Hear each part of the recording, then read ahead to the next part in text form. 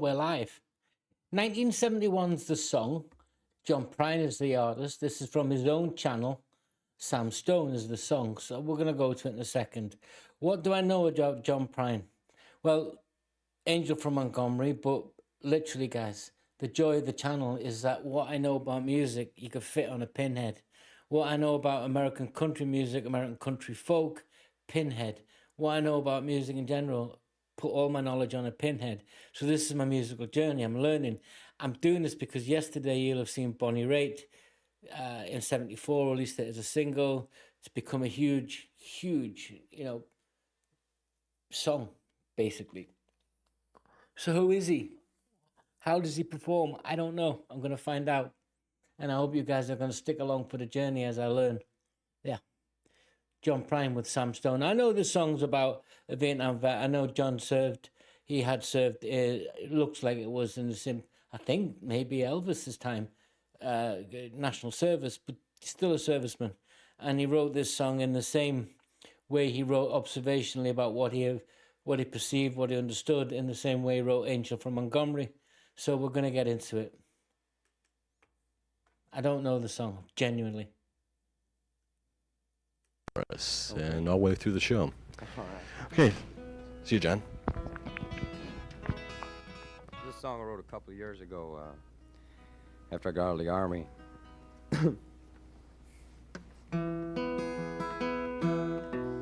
Sam Stone came home to his wife and family after serving in the conflict overseas.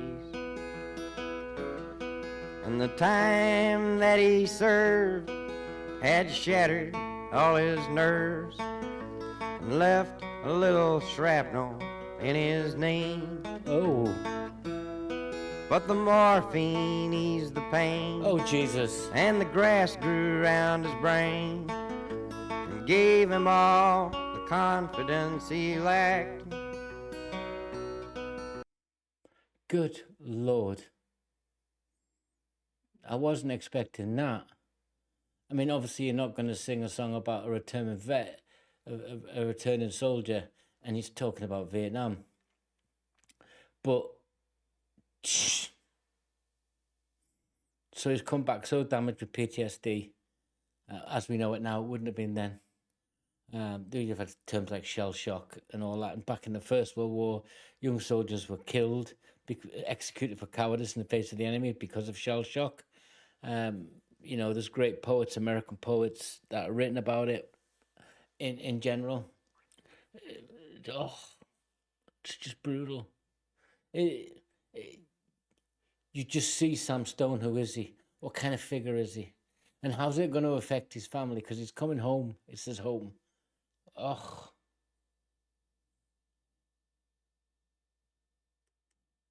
With a purple heart and a monkey on his back. Oh, Jesus. There's a hole in Daddy's arm where all the money goes. Jesus Christ died for nothing, I suppose. Little pitchers have big ears, don't stop to count the years. Sweet songs never last too long on broken radios.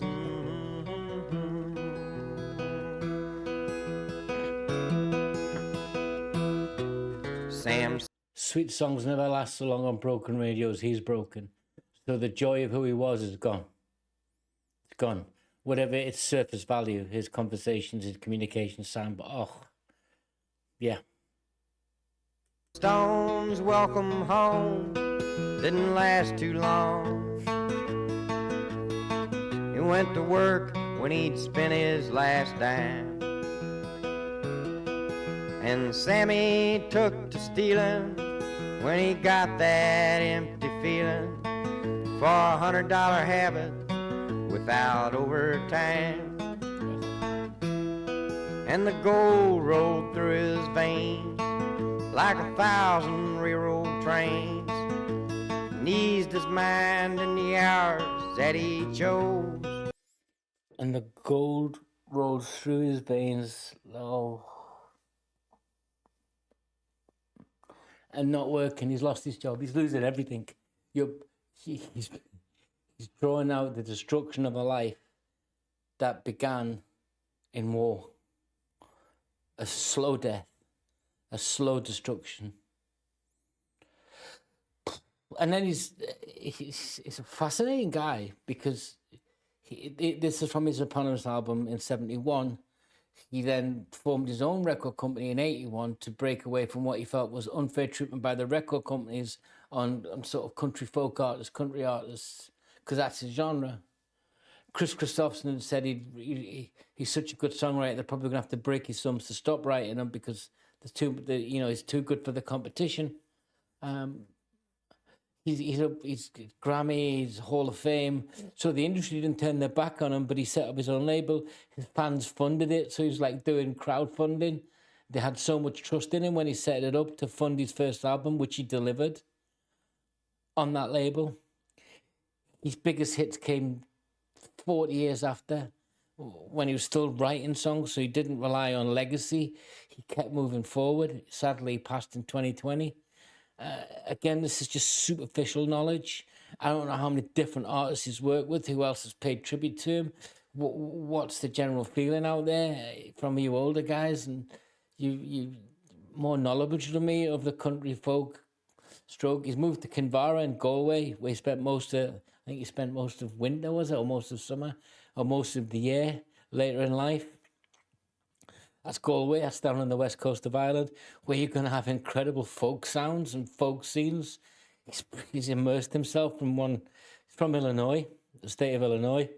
He'd been in Chicago music scene at 14, learning to play guitar and all that different kind of thing. So he lived that life without, why I don't know him to this, only like the last 6 days. It's great. While the kids ran around wearing other people's clothes, there's a hole in Daddy's arm where all the money goes. I'm surprised this was allowed. Jesus Christ died for nothing, I suppose. Little pitchers have big ears, don't stop to count the years. Sweet songs never last too long on broken radios.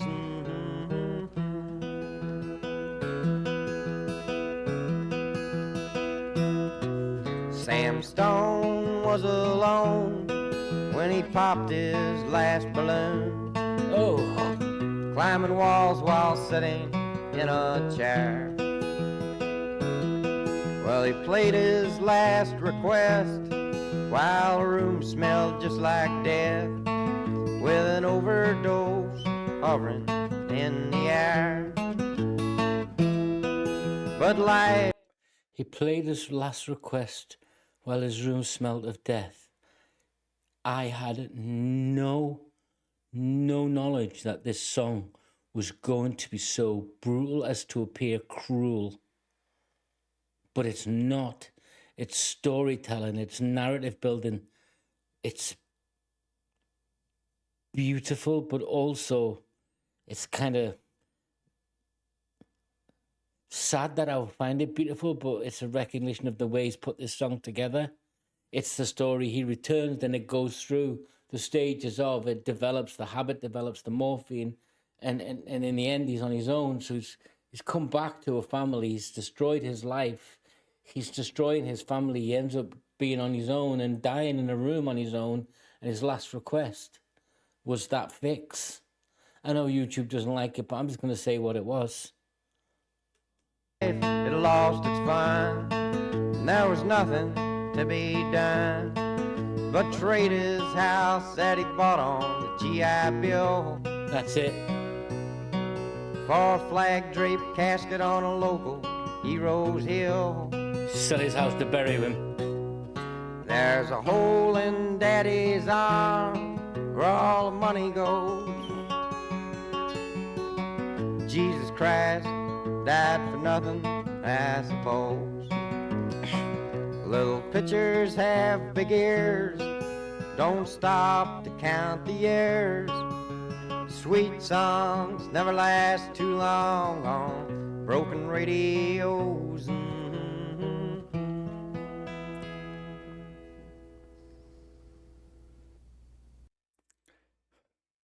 Well, what do you... I mean, I'm an ex-soldier, not a veteran, not in that sense.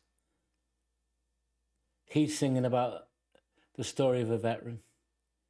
Has anything changed in 2026?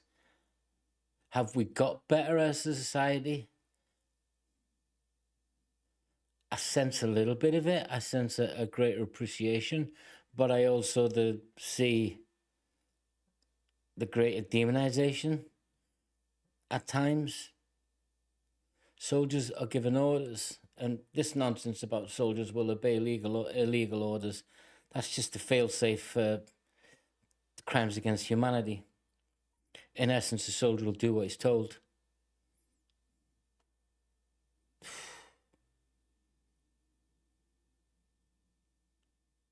It's going to be more.